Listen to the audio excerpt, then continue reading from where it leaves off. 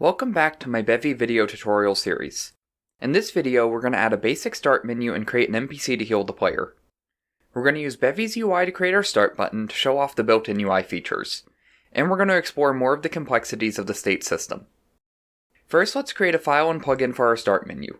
Remember to always add plugins to main in the app builder. The first system we need here will spawn the menu. We just need commands in the asset server here. When we're doing anything with Bevy UI, we need a separate camera for the UI. This will break our systems expecting a single camera, so in main, let's add a component to tag our main camera, and change our systems to look for the main camera instead of any camera. Bevy's built-in UI currently gives us bundles for buttons, images, and text, as well as a generic node, and we're going to use all of those here. First, let's spawn a button bundle. Bevy's UI currently supports a flexbox layout, and those settings are specified in the style component in the button. The style documentation describes all of these settings, but I find the easiest way to set up the UI is to change these settings live using the eGUI, and then change them in the code. For the button, we want it and its children to be center aligned, so we'll set the align members and justify to center. For the size, we want it to take 20% of the screen width and 10% of the screen height. We also want to set the margin to auto, and then we'll have a button centered on the screen. Now we want to create a child for the button, so we can use the with children function, which gives us a parent we can use just like commands. This seems to be the standard way to set up hierarchies for UI in Bevy, but any other method of adding children will also work if the code gets too messy. Here we want to spawn an image bundle, and for the style we want to set the size to 100% so it completely fills the parent button, and we want to justify and align the children to the center of the image. Finally, we need to set an image handle for the button, so let's create a new resource to handle all of our UI images and fonts, and we'll load this at the beginning of the function. I'm using a UI button from Kenny's UI pack and an open font. If we set the color to none, then the button will become transparent and we can only see our image. One final component we need to add to the image is the focus policy, so the image won't block the mouse click from reaching the button. Both the button and text bundles have this component built in, but for images we currently need to add it separately for some reason. As our last UI element, we want to create a child of the image which will be a text bundle. The key part of this bundle is the text component. Text components are made out of sections, which will let you change different parts of the text independently. For our button, we only want one section, so we can construct it using text with section. Our text value is start game, and for the style, we want our font handle, a font size of about 40, and a mostly white color. Finally, let's set the focus policy to pass so it doesn't catch mouse clicks and we have created our button. Let's not forget to add our UI resource to the app and we're done with this system. We want our menu to be the starting state, so let's add that to the game state enum and change it to be the default. We also need to go and clean up any startup systems and make them react to on entering the overworld.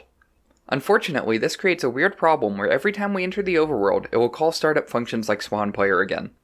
Thankfully, Bevy has a way around this.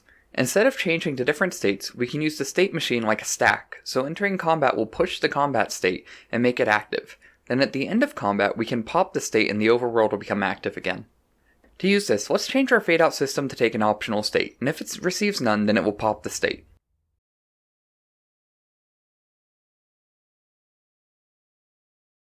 Also, while we're here, Bevy 0.7 is releasing soon, and I think the only breaking change will be that timers are not allowed to be standalone components anymore, so we'll just move ours to the screen fade strut.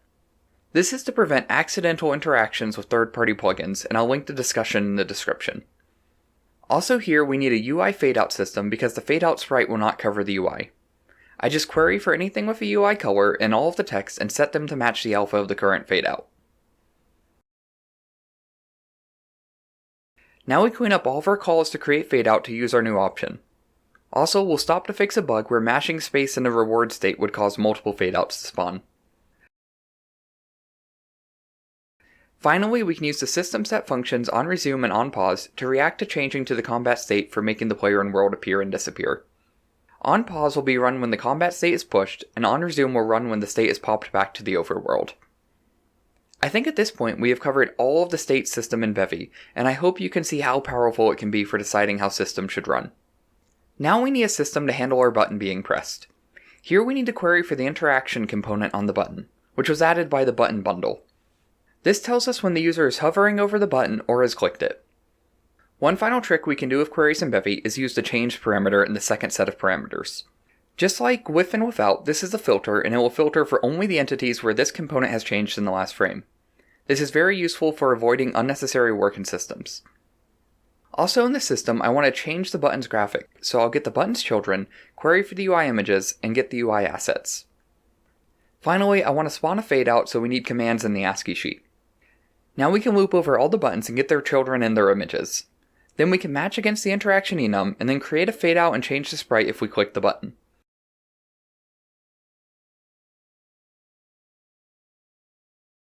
Now we have a bug where if the user mashes the button, it will create many fade outs, so let's add a button active component, and we'll put it on the button. Then, if the button is clicked, we'll deactivate it and ignore future presses. Finally, we need to despawn the menu when we pause the menu state.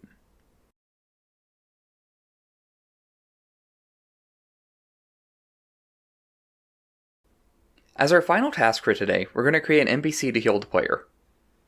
This is going to be relatively basic, but as always, it's something that we can grow as we go on. First, let's create an NPC module and plugin, and let's create a component to mark our NPCs. Here I'm going to make NPCs in enum so we can easily have different types of NPCs. The only one I'm going to make today is a healer who will stand in one place and say a fixed dialogue and then heal the player. Let's spawn one on our map. I'm going to mark healers with the @ symbol. And then in the map parsing system, if we find an @ character, we'll give it a collider and an NPC healer component. Also, while we're here, let's add some color to the map. We can create a match statement to convert from characters to colors, and then we'll have green grass and dark gray walls. This technique is also how you could start using a tile sheet instead of the starter graphics. Or you could use a hash map from characters on the map file to graphics. Now back in NPC, we want a system which will create a text box and heal the player. Here we need commands, the player and its stats, the camera transform to position our text box, our NPCs and their locations, keyboard input, and our ASCII resources to spawn the text box. I'm going to use the placeholder ASCII UI for this, but you could also do it using Bevy's UI like we did in the beginning of the video. We want to get our components from our queries, and we'll return early if the player isn't active.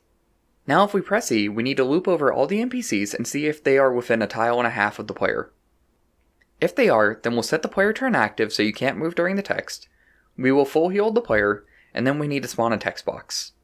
Let's create a spawn text box helper function, which is similar to our spawn combat button function. The width of our box is the length of the text plus 2, and we'll create a 9 slice to surround it.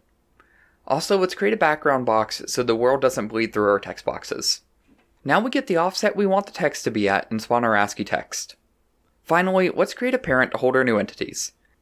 As a side note, I believe there will be a transform bundle in 0.7. This will help with remembering to add transform and global transform for parent entities. Let's also create a tag component for NPC text and add it to our text box parent.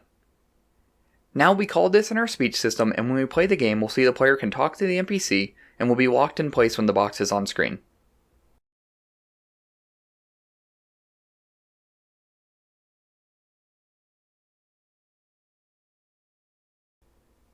Let's create one more system to clear the text off the screen and free the player.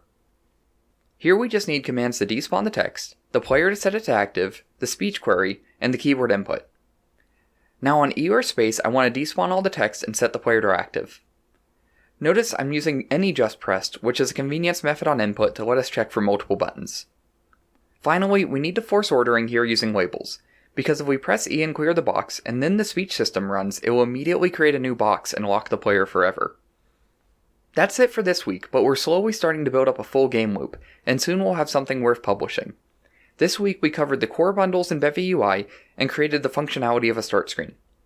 We also set up the framework for NPCs in our game. I hope you're getting inspired with the things you can do using these techniques for your own games, and I recommend you try to spruce up the start screen or add support for multiple text boxes for NPC speech.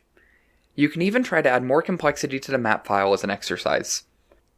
I've almost shown all of the core features of Bevy that I intend to show in this series, so I hope at this point you're ready to make your own small games in the engine. As always, there's a link to the project GitHub in the description and an invite to my Discord server. Please remember to like and subscribe, and thank you for watching.